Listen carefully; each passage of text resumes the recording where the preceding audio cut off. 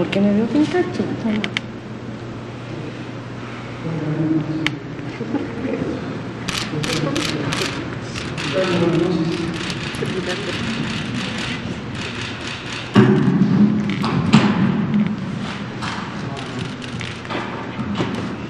Muy bien, pues buenas noches. Hoy es martes 8 de diciembre y son las 19:02. Aquí en el Palacio Nacional de México, en la Ciudad de México, vamos a comenzar la conferencia de prensa diaria sobre COVID-19, la pandemia causada por el coronavirus SARS-CoV-2. Hoy estoy en la impresión de que muchas de las preguntas serán sobre el plan de vacunación que fue presentado esta mañana, de modo que vamos a ser más breves con la presentación del informe técnico para poder dar mayor espacio a preguntas y respuestas. Y le pido al doctor Ricardo Cortés si es tan amable de presentar el informe técnico. Gracias.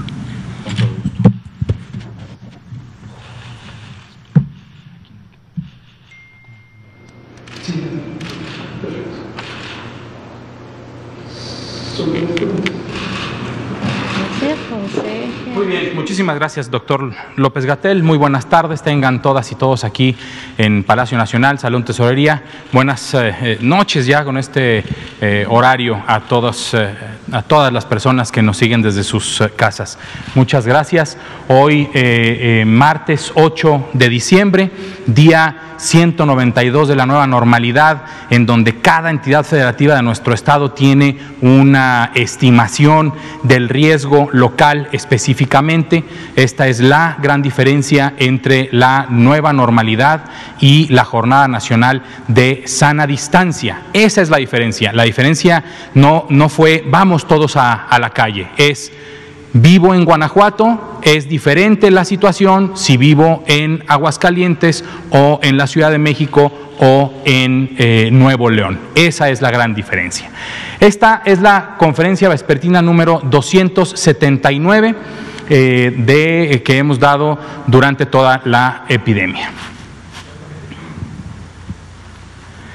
Día número 14 de esta jornada de 16 días contra la violencia hacia las mujeres. Ante una violación sexual, recuérdalo bien, tú, mujer, ante una violación sexual, tienes derecho a los servicios de aborto seguro en todo el país. Sin necesidad de presentar una denuncia, tienes derecho a acudir a los servicios de salud y tener los servicios de aborto seguro. Durante la pandemia, estos han continuado abiertos en las 32 entidades federativas. Hay una norma oficial mexicana que respalda al Sistema Nacional de Salud y a las y los profesionales de la salud para ejercer el derecho al aborto seguro de las mujeres por una violación sexual. Recordar el semáforo de riesgo epidémico vigente hasta el 20 de diciembre del presente año, 2 entidades federativas en rojo, 24 en naranja, 3 en amarillo y 3 en verde. La curva epidémica, el resumen de casos positivos, sospechosos y negativos en todo el país. Tenemos ahora en la semana número 48 un total de 3.053.713 personas que han sido estudiadas. Se les ha hecho un estudio epidemiológico de caso y en la inmensa mayoría una toma de muestra para saber si son positivos o negativos al virus SARS-CoV-2. Durante la semana 48 tenemos una positividad del 42%. Un total de confirmados de 1.193.255 personas y un total de 110.874 lamentables defunciones que han tenido un resultado positivo al virus SARS-CoV-2 en todo nuestro país. Actualmente, un total de 40.677 muestras están en espera de llegar a un laboratorio estatal de salud pública o ya hayan llegado al laboratorio estatal de salud pública y se tiene que llevar a cabo el procesamiento y subir la información a nuestra plataforma de información. Sobre los casos estimados, tenemos un total de 1.366.199 personas que se estiman que han tenido virus SARS-CoV-2, COVID-19, de los cuales al momento el 5% es lo que representa a nuestra epidemia activa, con un total de 71.323 personas que se estima tienen un caso activo y que ha sido registrado en el Sistema Nacional de Vigilancia Epidemiológica. Como siempre, agradecer y poner sobre la mesa los 881.050 personas que se estiman han recuperado su salud gracias a el trabajo y el esfuerzo de todas las personas profesionales de la salud del Sistema Nacional de Salud Público, Social y Privado. Tenemos esta curva de casos estimados en donde de la semana 47 a la 48 tenemos un descenso del 3%. Esperemos que este descenso se mantenga y que así sean a partir de este momento y que empiece a reducirse la curva epidémica. Hemos comentado que la meta sería no rebasar el pico epidémico primero que tuvimos, ¿sí? Estamos llegando a ese nivel, se empieza a reducir, esperemos que esto reduzca más o al menos se mantenga en una meseta para poder volver a disminuir la curva epidémica. Sobre las defunciones, evidentemente cuando hay un incremento en la actividad del virus ya prevista por todos nosotros en todo el territorio nacional por la temporada de frío, en donde siempre se incrementan el número de infecciones respiratorias agudas, se observa un incremento del 7% de las defunciones sospechosas y confirmadas de la semana 47 a la 48. Aún 618 de estas lamentables defunciones están en espera de un resultado positivo o negativo al virus SARS-CoV-2 y hay este total de 15,000 personas que perdieron lamentablemente la vida y que no tienen una muestra o que no tienen una posibilidad de resultado y que se está analizando dentro de los comités de dictaminación para saber si las muertes son atribuibles directamente al virus SARS-CoV-2.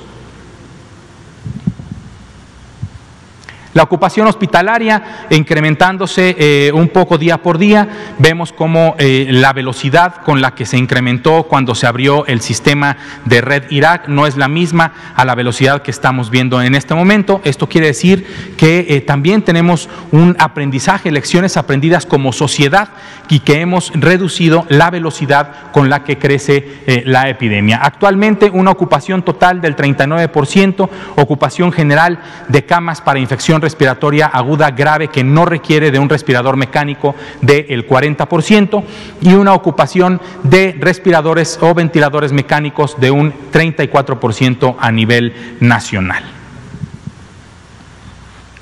La movilidad. Hoy vamos a revisar la movilidad a nivel nacional. Observen cómo en los lugares de trabajo, estaciones de transporte, parques, etcétera, se va incrementando a nivel nacional la movilidad hasta llegar inclusive a niveles de la normalidad. ¿Sí? De antes de la epidemia. Esto es visto, es información pública de la página de Google, en donde se ven los reportes de movilidad de poblacional comunitaria. A continuación vamos a ver algunas diapositivas por estado de los estados que están en mayor riesgo de incrementar su nivel de alerta o de riesgo, epidémico, de naranja a rojo. Baja California, como podemos observar, muy cercano ya a los niveles de cuando no había epidemia. Zacatecas un poco más, un poco menor, pero fíjense cómo ya llegando a -20 en los diferentes esquemas que se observan de compras, supermercado, parques, estaciones de transporte y lugares de trabajo. Al igual que Aguascalientes, llegando prácticamente a los niveles como si no sucediera nada antes de la epidemia, la línea base, y Coahuila muy similar a lo que está sucediendo en Zacatecas. La Ciudad de México también después de una exitosa reducción en la movilidad en la Ciudad de México, al igual que en todo el país, en las 32 entidades federativas, se incrementa la movilidad y afortunadamente ha llegado a estancarse al menos en menos 30%, entre menos 50 y menos 30% en todos los lugares en donde se mide esta movilidad. Durango también con un incremento importante, aunque se ve como al final, después de ver el incremento en la actividad epidémica y que el gobierno del estado de Durango implementa una estrategia específica para volver a disminuir la velocidad de contagios, se ve cómo se reduce la movilidad en el estado de Durango. El Estado de México también con niveles altos de movilidad, inclusive llegando a la normalidad en lo que se refiere a los lugares de trabajo, pero también en cuanto a compras y diversión, que es como lo cataloga Google, también incrementando la actividad, al igual que el estado de Guanajuato, que logró también disminuciones de hasta el menos 60% y va incrementando poco a poco. Sin embargo, también se observa cómo cuando se incrementó el nivel de riesgo y el gobierno del estado implementó sus acciones, se redujo un poco la movilidad. Hidalgo, Nuevo León, Querétaro y Sonora se observa, y vean cómo aquí en Hidalgo se ha inclusive rebasado la línea de la normalidad. Aquí en el estado de Hidalgo, sobre este aspecto de lugares de trabajo, ya está como en la línea base antes de que hubiera empezado la epidemia, pero también sobre compras y diversión se va incrementando la actividad y esto puede repercutir en un incremento en la actividad, como se está observando los indicadores. Al igual que en el estado de Querétaro, en donde la curva epidémica ha incrementado su actividad bastante, y el estado de Sonora, que ha llegado ya también a niveles de menos 20 en general, entre menos 30 y menos 20 en general en toda su actividad. Muchas gracias. Estas ahorita pues sí son necesarias durante la sesión de preguntas. Muchas gracias, doctor Ricardo Cortés, director general de Promoción de la Salud. 19:14, vamos a abrir a preguntas y comentarios y empezamos con Blanca Valadez de Milenio.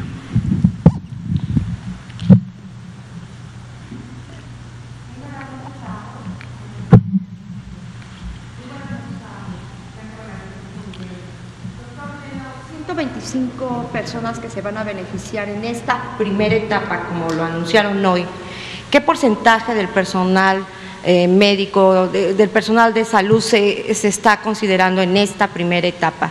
Es decir, ¿cuántos hay y cuántos se van a beneficiar?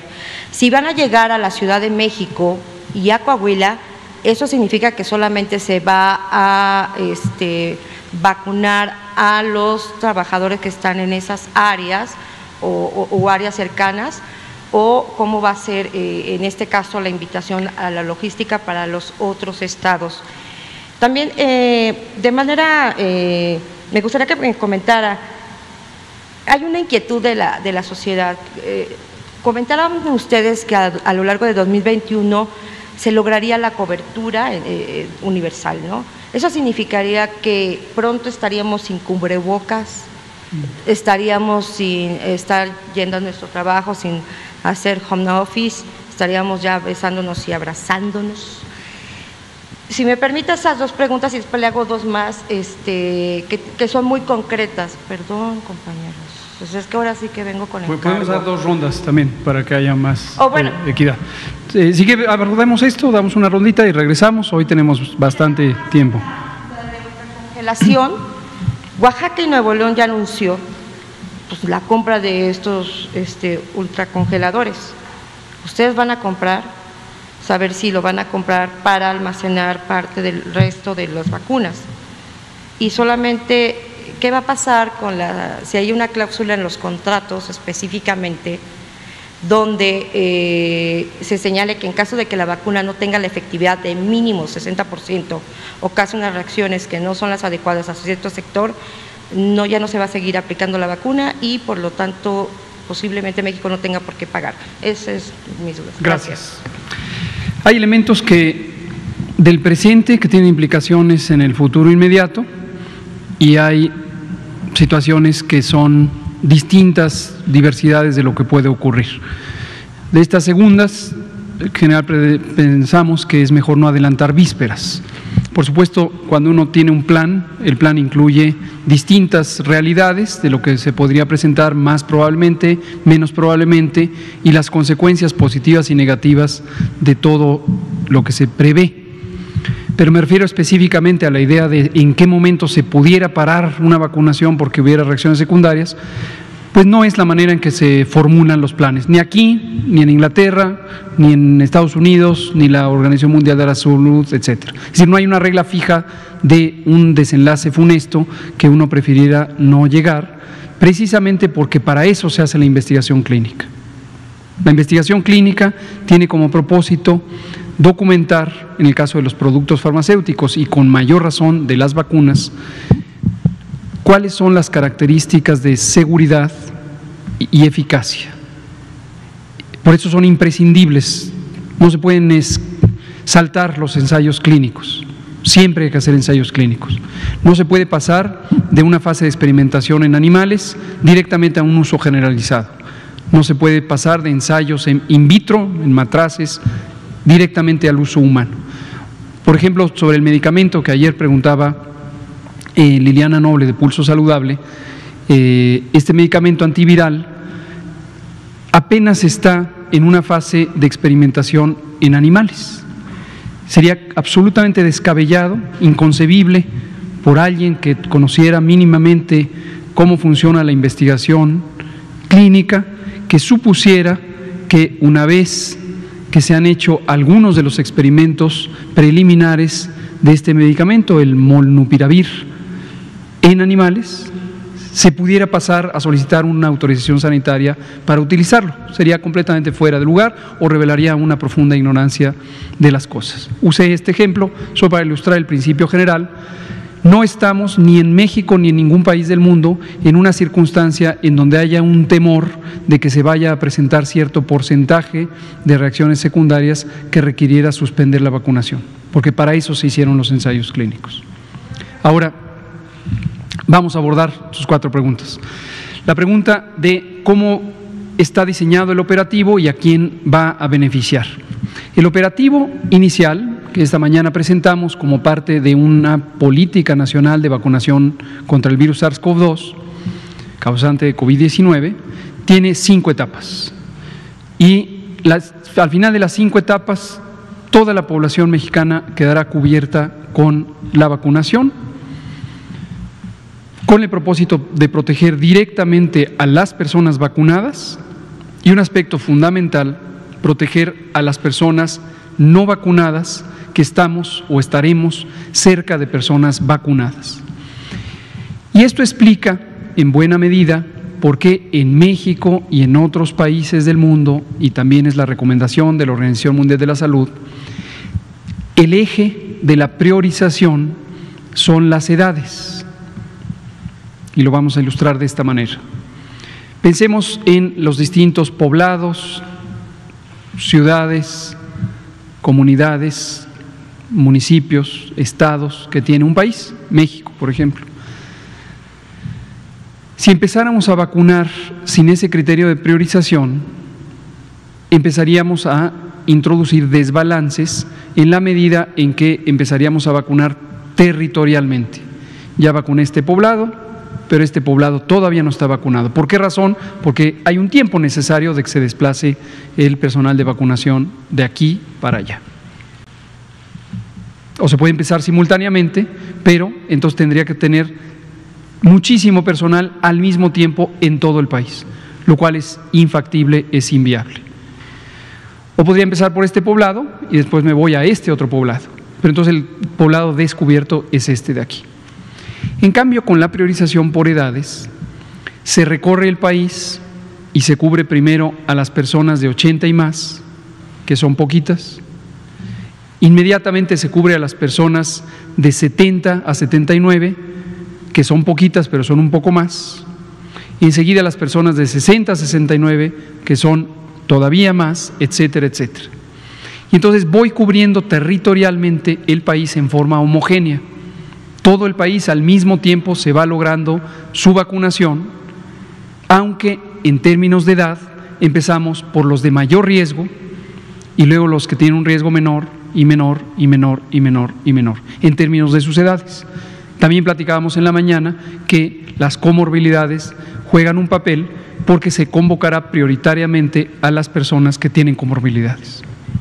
Esto lo que va a ir permitiendo, si tomamos un poblado a la vez, pero está ocurriendo en todas las poblaciones de la República, que en cada población voy a tener un grupo de personas que ya son inmunes y representan un porcentaje de los habitantes de esa población. Y luego voy a aumentar el porcentaje de personas inmunes y lo voy a aumentar más y más y más, hasta que llegaré a un punto en donde la proporción de personas inmunes, es decir, resistentes a la infección por el virus, es suficiente para detener la epidemia. Eso es el concepto de inmunidad de rebaño, que hemos venido comentando desde que empezó la epidemia y que de manera muy equivocada, aprovecho para aclararlo, porque he visto todavía reiteraciones de algunos despistados, en algún momento se dijo que algunos gobiernos pretendían utilizar este principio como mecanismo de control epidémico. No es el caso, ya lo hemos aclarado, pero lo decimos una vez más. Pero con el uso de la vacuna estamos induciendo que una proporción de las personas que habitan cada una de las localidades, cada uno de los municipios, cada uno de los estados y finalmente el conjunto del país sean inmunes, y no es indispensable en términos epidemiológicos llegar al 100% de inmunes para que se precipite el control epidémico. Lo que de ninguna manera quiere decir que los otros, el porcentaje que resta, ya no vaya a ser cubierto. Que quede muy claro, el objetivo de la vacunación contra COVID en México es universal. Pero como hemos empezado de mayor a menor edad y como aún no existe evidencia científica derivada de los ensayos clínicos necesaria para que se apruebe en México o cualquier país del mundo el uso en personas jóvenes menores de 18 años, nadie en este momento podría ética y legalmente autorizar que se vacune con los productos existentes a menores de 18 años, porque la respuesta inmune y la seguridad de estos productos aún no ha sido probada directamente en menores de 18 años. En el ensayo de Astra se está considerando el grupo de 16 a 18, pero es el único, y debajo de 16 todavía no existe ni existirá evidencia en los primeros meses. Pero como vamos vacunando de mayor riesgo a menor riesgo y eso coincide o deriva de mayor edad a menor edad, seguramente para el momento en que hayamos vacunado a todos los que tienen más de 18, habremos alcanzado el umbral de inmunidad de rebaño, es decir, el porcentaje de personas inmunes necesarios para que la transmisión sea mínima o nula. Y ese es el diseño del operativo de vacunación en México. Ahora bien, sobre los 125,000 personas trabajadoras de la salud que están en la etapa 1, la etapa 1 es esta etapa de arranque que empezará tan pronto lleguen las primeras vacunas y se anticipa que las primeras vacunas van a ser las de Pfizer.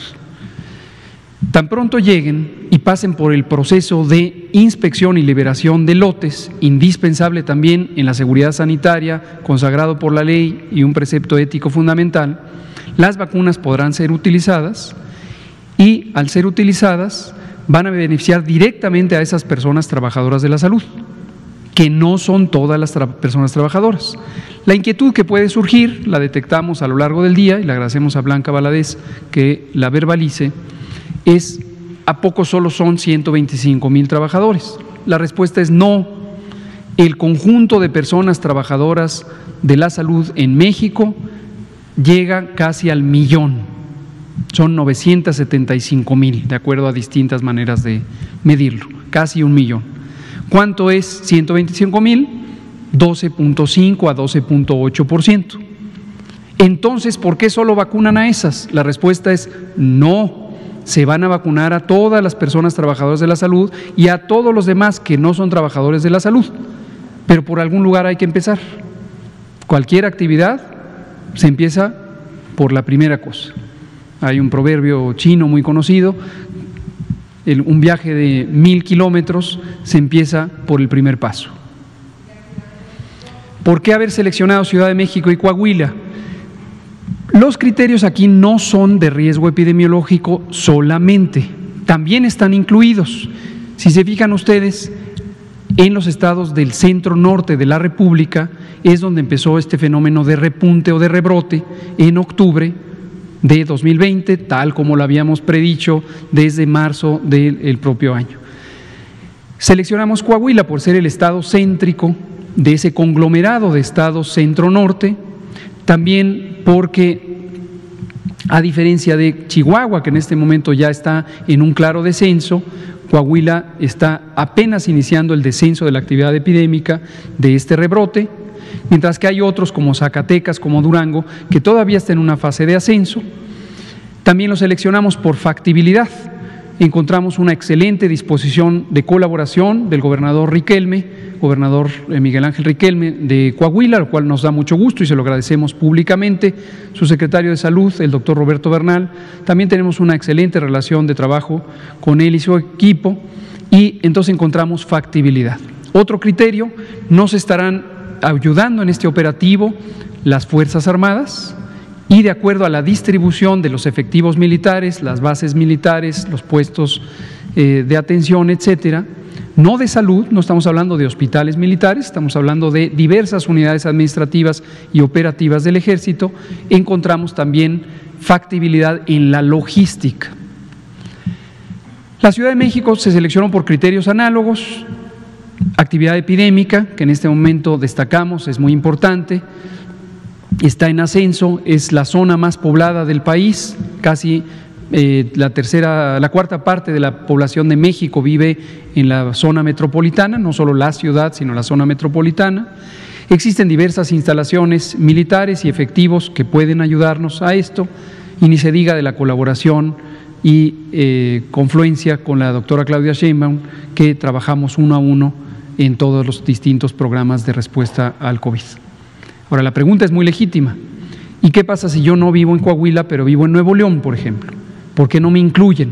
La respuesta es sí, también van a ser incluidos. ¿De qué manera? En la logística del operativo hay dos componentes. Uno va a ser el desplazar poblaciones, que sería el de segunda instancia, dado que es más complejo movilizar personas, y el de primera instancia sería movilizar el propio producto.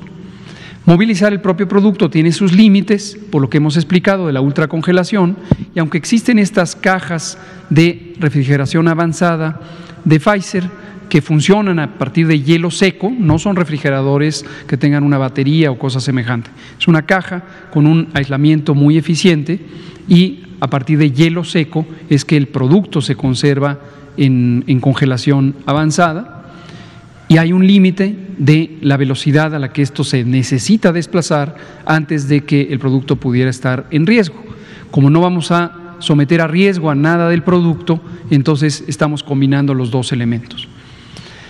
En este mismo momento estamos evaluando si esas 125,000 personas a vacunarse las diversificamos aún más, no solamente en estos dos puntos, Ciudad de México y Coahuila, sino que incluso pudiéramos desplazar parte de la asignación inicialmente considerada para la Ciudad de México a otros dos puntos en los extremos oriente y poniente de la ciudad, para cubrir la zona sur-sureste a partir de un punto referencial en oriente y la zona occidente, Pacífico, a partir de otro punto referencial. Todavía no están definidos estos otros dos puntos, en cuanto los tengamos definidos los comentaremos. ¿Lograríamos dejar el office? Gracias también por comentarlo. Es una pregunta muy legítima que seguramente se va a estar presentando y seguramente va a haber una inercia en la apreciación de este fenómeno. Una reacción esperable, la propia Organización Mundial de la Salud ha alertado respecto a esta reacción, es: llegaron las vacunas, olvidémonos de todo, olvidémonos, salgamos a la calle, besémonos, abracémonos y volvamos a la normalidad. Todavía no, ya habrá tiempo de besarnos y abrazarnos y festejar, pero no sería adecuado hacerlo de manera inmediata, porque el proceso mismo de vacunar nos va a llevar varios meses, en México y en el mundo, va a llevar varios meses. Mientras la epidemia siga activa en México, es obvio que hay que cuidarnos en México, pero mientras la epidemia siga activa en cualquier rincón del mundo, también el propio país y todos los países corremos riesgo de reemergencia. Entonces, si liberamos demasiado rápido la actividad social, vamos a tener indudablemente repuntes incalculables en su magnitud que podrían poner en riesgo a la población. Entonces, aquí es esperanza, pero también prudencia. Prudencia, dos colores del semáforo COVID. Gracias, Ernesto, estás ahí. Dos colores, tenemos que aplicar esperanza y prudencia al mismo tiempo e irlas combinando adecuadamente hasta que empecemos a ver la aurora finalmente ya.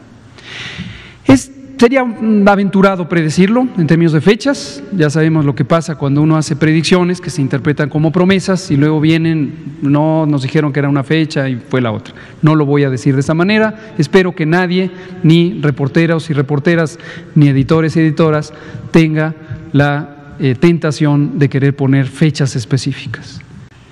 Gracias. Natalia Vitela, Grupo Reforma.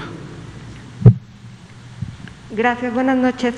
Doctor, le quiero preguntar primero por qué se van a aplicar estas 125,000 dosis solamente. ¿Solo hay capacidad para eso o por qué no aplicar ya las 250,000 dosis?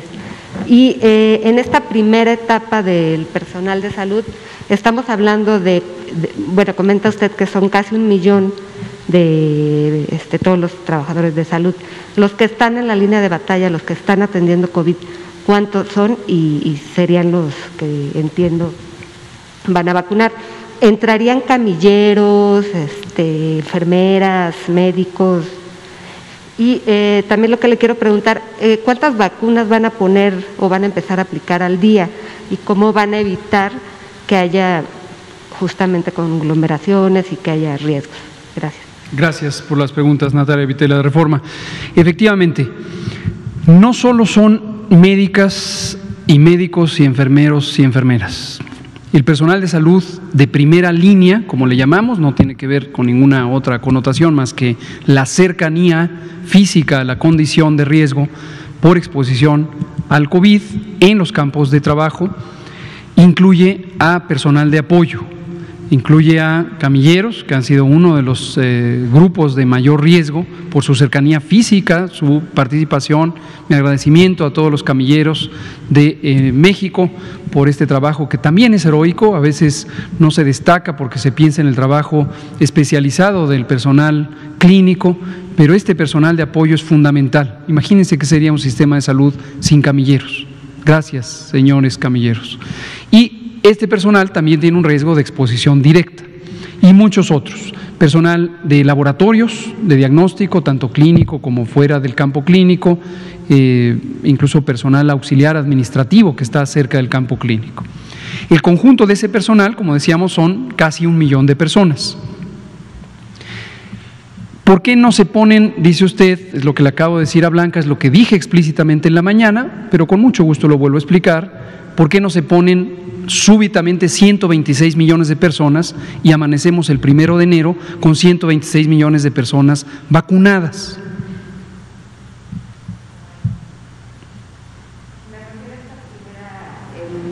Petición de 250,000. Con mucho gusto. Lo que quiero es que lo vayamos razonando para que esto no se vuelva a presentar en titulares, en columnas, en preguntas repetidas.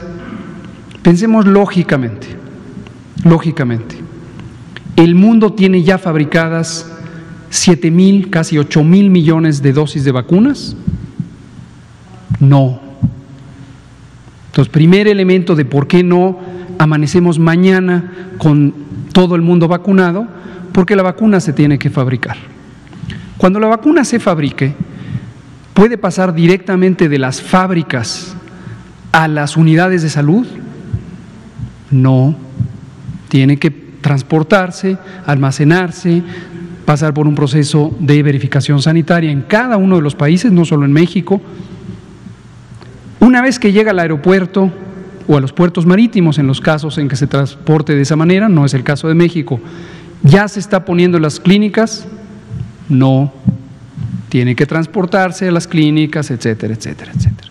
Entonces, ¿por qué no amanecemos de un día para otro con toda la población vacunada?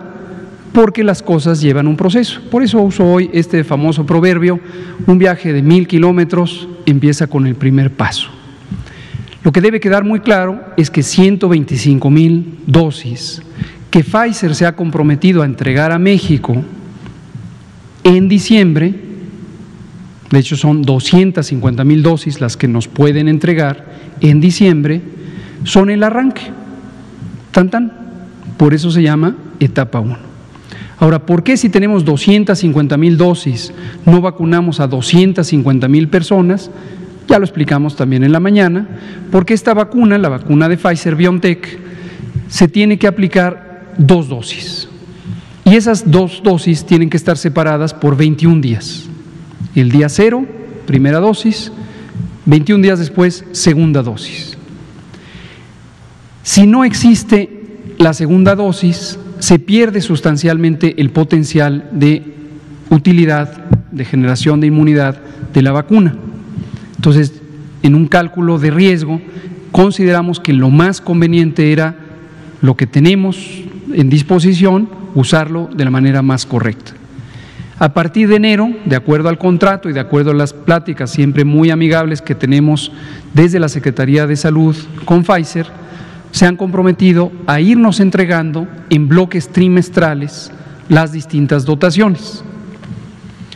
Están previstas en el contrato en términos generales, pero conforme nosotros les vayamos diciendo, ahora necesito otro embarque, ahora necesito otro embarque, con un tiempo razonablemente oportuno, Pfizer puede reaccionar y puede ordenar los pedidos, como ocurre con cualquier otro insumo para la salud o para cualquier cosa.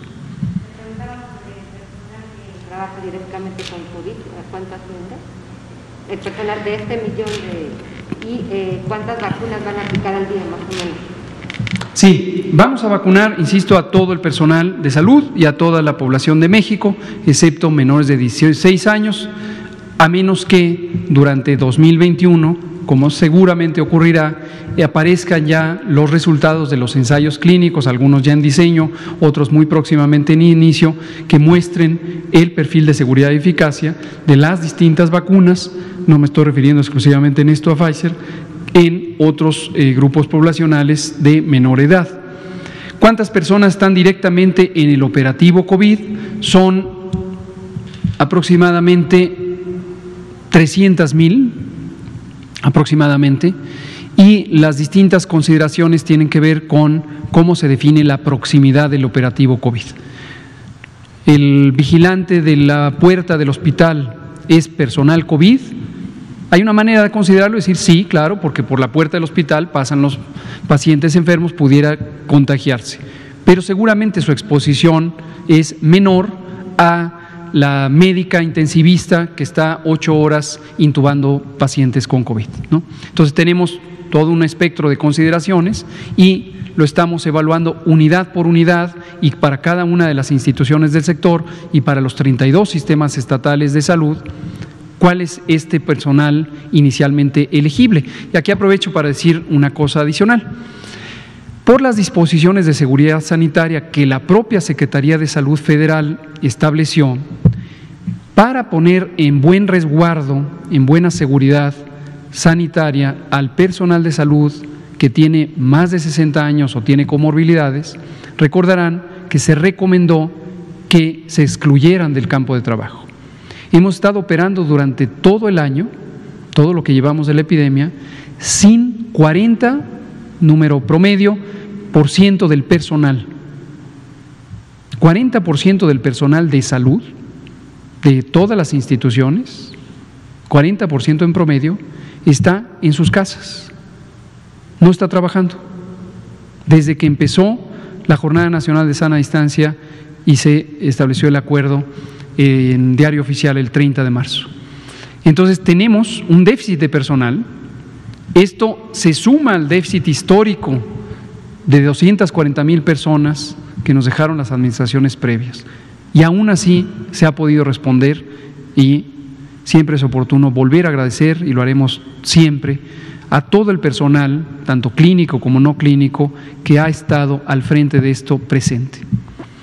Entonces, la buena noticia para ese personal que ha estado fuera de las unidades hospitalarias y que estamos seguros que están deseosos y deseosas de regresar lo más pronto posible a cumplir con su misión, es que también están incluidas en la contabilización de personas a ser vacunadas.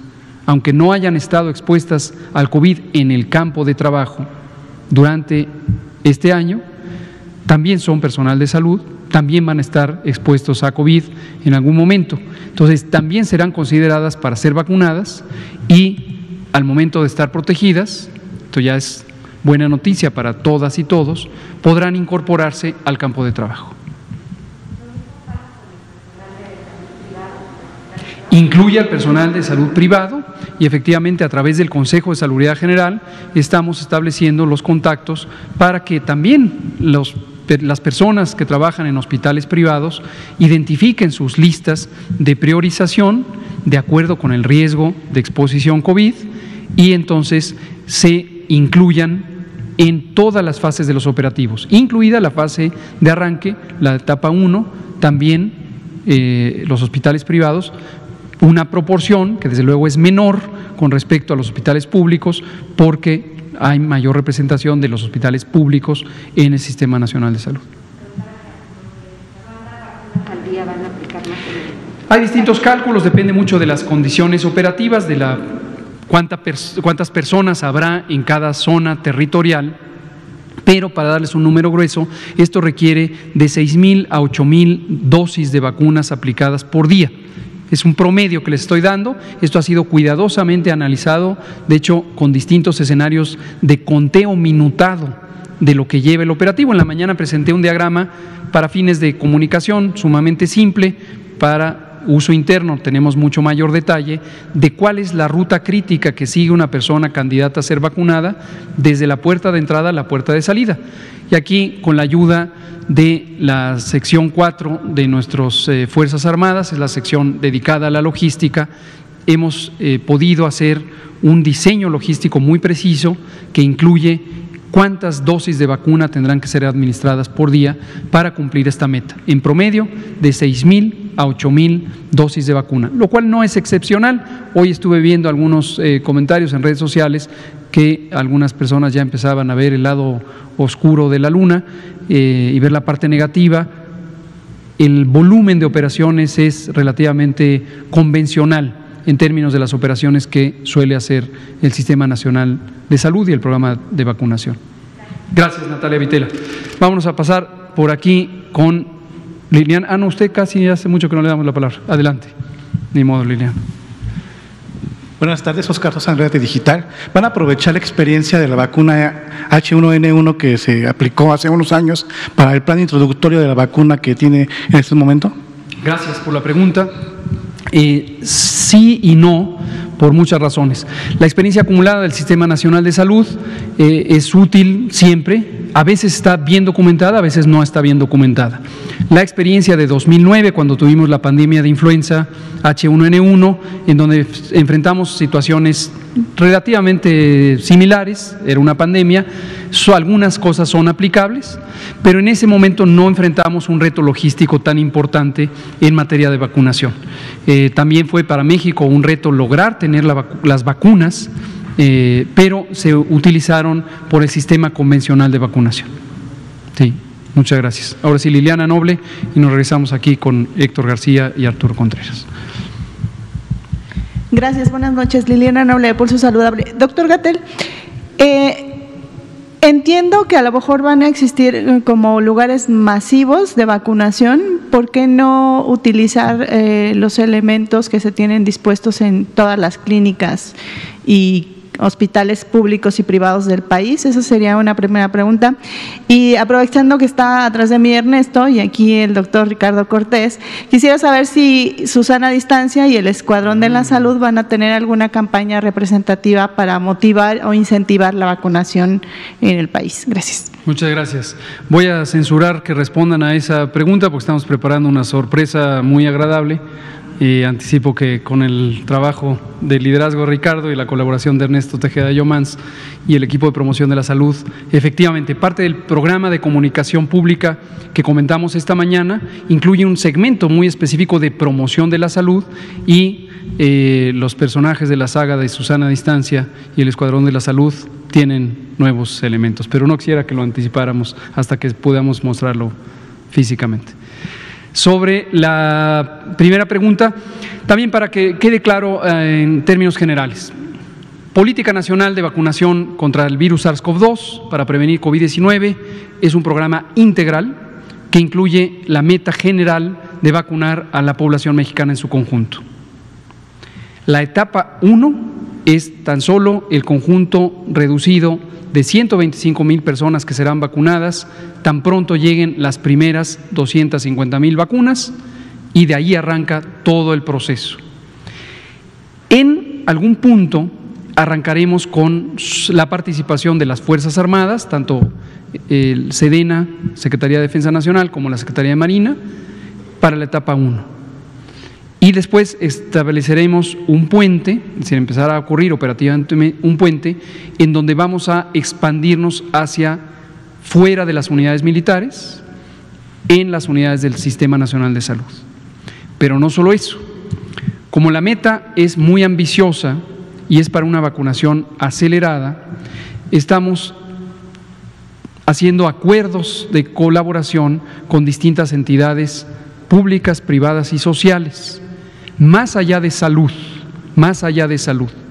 la próxima semana vamos a tener una conversación con el Consejo Coordinador Empresarial y agradezco la actitud positiva de Carlos Salazar, el presidente del Consejo, de Patrick Devlin, que también nos buscaron con una excelente disposición, decir cómo ayudamos, queremos ser parte de la solución y estamos estableciendo mecanismos en los que podríamos hacer más eficiente la vacunación si la transfiriéramos más allá de unidades de salud. Por ejemplo, los campos laborales, los espacios de trabajo, pueden ser espacios muy factibles para acelerar el proceso de vacunación. Y finalmente se beneficia a la clase trabajadora, que son precisamente quienes están en esos campos laborales. Entonces, ese es el tipo de cosas que estamos pensando. ¿En qué momento? Depende mucho de las condiciones logísticas. Con la vacuna de Pfizer, la restricción tan importante que tiene que ver con la ultracongelación la hace menos factible, no diría que prohibitiva, no lo descartamos, pero menos factible. Las otras posibles vacunas que entraran a México, la de CanSino, las que están en la plataforma COVAX, la de Janssen, con quien se firmó un convenio, una memorándum de entendimiento por parte del doctor Alcocer, pudieran ser de uso más fácil. Las universidades y centros de educación también pueden contribuir a la solución. Ya hemos dicho que la UNAM, también agradecemos al doctor Graue, Enrique Graue, rector de la Universidad Nacional, su generosa disposición, porque se puede convocar a brigadas de vacunación. Pero todo esto va a ir en su momento y lo vamos a ir anunciando conforme empiece a entrar en operaciones. Gracias. Héctor García, Grupo Cantón. Gracias, subsecretario. Dos preguntas. Una, los expresidentes de Estados Unidos, Barack Obama y Bill Clinton, se inscribieron como voluntarios para recibir esta vacuna de Pfizer para animar a los estadounidenses a que sin ningún temor se acudan a vacunar. ¿Aquí sucedería algo similar con los funcionarios federales, incluido usted? Y la otra, me queda claro que por las explicaciones que han estado dando las autoridades en el ramo, es que esta vacuna es preventiva. La pregunta es, en el transcurso del año que viene, que apliquen la vacuna y los que están positivos en los hospitales que ya están siendo atendidos, ¿podrían recibir la vacuna? Muchas gracias. Es una pregunta con implicaciones científicas importantes. Se ha estado conversando también al respecto. Algunas vacunas, pocas, realmente pocas vacunas en la historia de la vacunología se usan como vacunas terapéuticas, donde una persona expuesta ya a la infección, pero que todavía no desarrolla los síntomas, se le vacuna con la aspiración de que se atenúe la expresión clínica de la enfermedad. Por el momento, o hasta el momento, no es el caso de la vacuna contra COVID. Pudiera llegar a serlo, no se descarta, pero no hay ninguna evidencia científica de que eso ocurriera. Todavía es muy temprana el conocimiento científico, no hay más que los ensayos clínicos, fases 1, 2 y 3, para soportarlo, y ninguno de los diseños de los ensayos clínicos está orientado para responder esta pregunta. Entonces, de momento, solo se usa en personas asintomáticas, pero, como también se ha destacado y lo han preguntado, aunque alguien ya tuvo COVID, también se le puede poner la vacuna contra COVID y también le protege. Entonces sigue siendo relevante y se vuelve impráctico decir tú ya tuviste COVID, no te pongas. Entonces preferimos incluirlos a todas y todos, independientemente de su historia de haber tenido o no COVID. Pero no pueden vacunarse mientras están sintomáticos. Eso sí no se va a poder, es un elemento crucial de la seguridad de la aplicación de vacunas. Muchas gracias. Respecto a la voluntad de vacunarse, en general sí, esta mañana precisamente alguien le preguntó al presidente, ¿usted se va a vacunar? Y no. Y esto es interesante porque esto es como la fábula aquella de el niño, el caballo y el burro, el niño y su papá y el caballo. Si se ocurre de una manera y un funcionario público, funcionaria pública, particularmente el jefe de la nación, dice yo me vacuno primero para demostrar que esta vacuna es segura, los que estén a favor van a decir qué bueno, está mostrando el ejemplo, qué bueno que lo haga. Los detractores inmediatamente empezarán a publicar primeras planas, columnas y tweets diciendo cómo le está quitando la vacuna al campesino de la Sierra Norte de Puebla. El presidente contestó por sí mismo lo que él considera y él dijo, prefiero que se vacune el personal de salud, son quienes nos están protegiendo, yo me espero, ¿no? Pero eso tampoco debe interpretarse ahora al revés, que se diga, ¿por qué no se quiere vacunar?, ¿no? Entonces, en su momento, conforme haya vacunas y no se le quite a personal que esté en la lista de prioridades, nos vacunaremos todos los que sea necesario, también de acuerdo a nuestra edad. Yo tengo 51 años, pues cuando me toque a mis 51 años. Arturo Contreras, pie de página. Gracias, buenas noches. En la mañana referían que este plan iba a fijarse en no resaltar las desigualdades que tienen varias personas para el acceso de salud, ¿no? Entonces, ¿cómo se va a lograr esto? Digamos, en la misma línea, decían que para la segunda etapa estaba ya hablando con empresas, ¿no? Y con la UNAM para ver cómo se repartía. Entonces, ahora que mencionan lo de los trabajos, pues bueno, ¿cómo asegurarse que las grandes empresas no acaparen vacunas, ¿no? Y una segunda etapa, si nos puede hacer un resumen breve de en qué etapa ante la COFEPRIS van el resto de las vacunas, ¿no? Incluida la de Janssen y las otras dos que nos quedan, las de AstraZeneca y la de CanSino. Con mucho gusto. Gracias Arturo Contreras y gracias a Pie de Página que siempre nos recuerda de las desigualdades sociales. Es sumamente importante. Y además en esta ocasión nos da la oportunidad de dejar muy en claro, para que no aparezca mañana una versión confusa en las primeras planas, de lo que acabo de decir, de la buena disposición del Consejo Coordinador Empresarial para ser parte de la solución. Interpretación correcta, están en total disposición de poner los recursos del sector privado de la manera que el Gobierno de México determine que sea más conveniente, más productiva, con el objetivo de vacunar a la población mexicana en un esquema de justicia distributiva, equidad y conducido por la priorización que el gobierno mexicano establece. Interpretación equivocada que no debería ocurrir, espero, cómo es que los millonarios están recibiendo vacuna. No se trata de eso, no se trata de eso. Si en algún momento las personas empresarias participan en el proceso facilitando la vacunación, no es para que se vacunen ellas y sus familias. Por ejemplo, si en una empresa manufacturera, es un ejemplo hipotético, decidimos que el riesgo epidémico es sustancial y que podemos avanzar mucho en reducir ese riesgo epidémico al vacunar a las personas trabajadoras, el mecanismo de coordinación será posiblemente a través de las personas propietarias y gerentes de las empresas, pero no es para que se vacunen esos propietarios y gerentes, sino es para que se vacune a la base trabajadora, a los trabajadores, el proletariado, el fabril de esa empresa, ¿no? Entonces, qué bueno, gracias Arturo, que quede muy claro eso. Cuando decíamos esta mañana sobre las desigualdades sociales, pues es algo que seguiremos diciendo con el ánimo de denunciar y que todo el pueblo de México sepa que vivimos en una sociedad sumamente injusta en términos de la distribución de la riqueza. Pero además, porque todo en salud, todo está determinado por la injusticia social, todo. Esto técnicamente en salud pública, científicamente hay libros de texto, documentos, y a esto le llamamos los determinantes sociales de la salud. Entonces, hay elementos que nos pueden hacer que respecto a un esquema general de priorización, cuyo eje es la edad, tengamos avances en mayor o menor velocidad de acuerdo al riesgo epidémico que esté viviendo en tiempo real la población. Recordar que durante 2021 vamos a tener dos caminos que recorrer.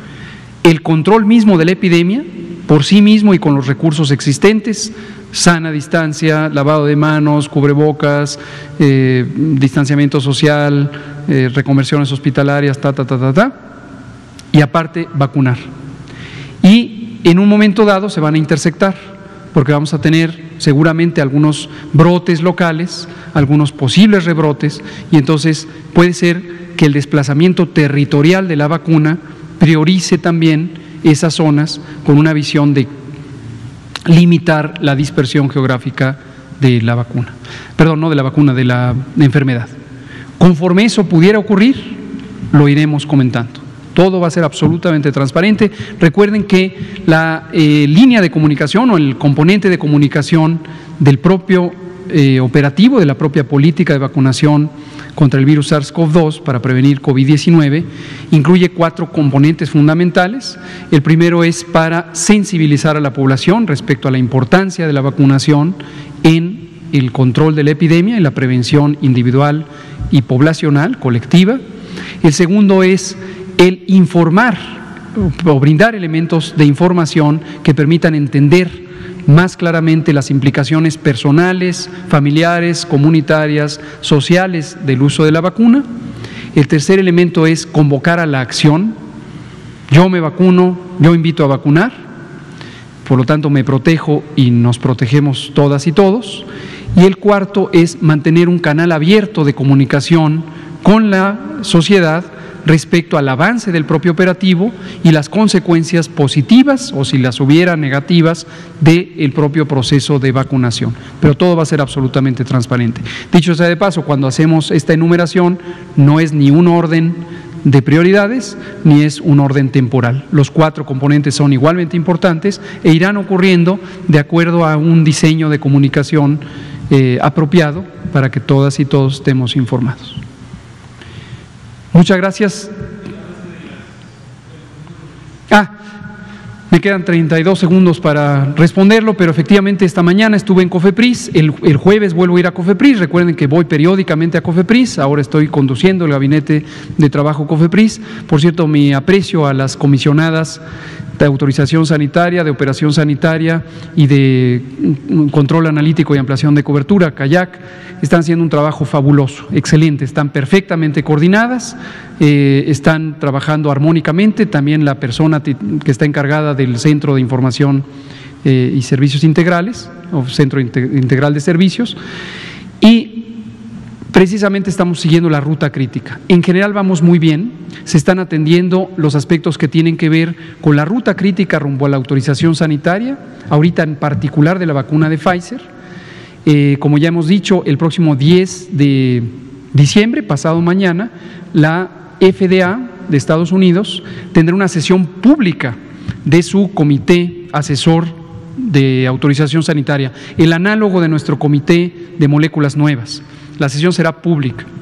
La resolución no será pública, ni será inmediata, no será al término de la sesión. Pero nosotros le vamos a estar siguiendo estrechamente la pista al trabajo de la FDA para que nos sirva de respaldo en lo ya avanzado y será referencial para el proceso en COFEPRIS. Otro elemento que también estamos trabajando y estamos teniendo conversaciones con funcionarias y funcionarios técnicos del gobierno de Estados Unidos es en el aspecto de inspección y liberación de lotes, donde también hay aspectos que resolver y vamos a tener como referencia lo que vaya haciendo y determinando la FDA. Respecto a otras vacunas, Janssen pues ya está autorizado su ensayo clínico, ya está en curso su ensayo clínico, no hay más noticia por el momento. Quedamos ya incluidos en la lista de solicitud con el memorando de entendimiento que firmó ayer el doctor Alcocer y ahí podríamos llegar a tener hasta 22 millones de vacunas adicionales de Janssen. No es un contrato todavía, es una carta de intención. Y con otras empresas, Novavax, CureVac, han ya sometido solicitudes de aprobación de sus ensayos clínicos, algunos son fase 2, algunos son fase 3 y ya están en un proceso de análisis, en su momento serán dictaminados y lo anunciaremos si se concretan los acuerdos para que inicien estos procesos. Pues muchas gracias, Juan Carlos quedará pendiente para mañana. Son las 20:03, muchas gracias por su atención. La epidemia sigue, la esperanza ha iniciado porque podremos tener vacuna muy pronto en México. No debemos echar campanas al vuelo y pensar que ahí se acaba la epidemia, es el principio del fin y no el fin del principio. Muchas gracias.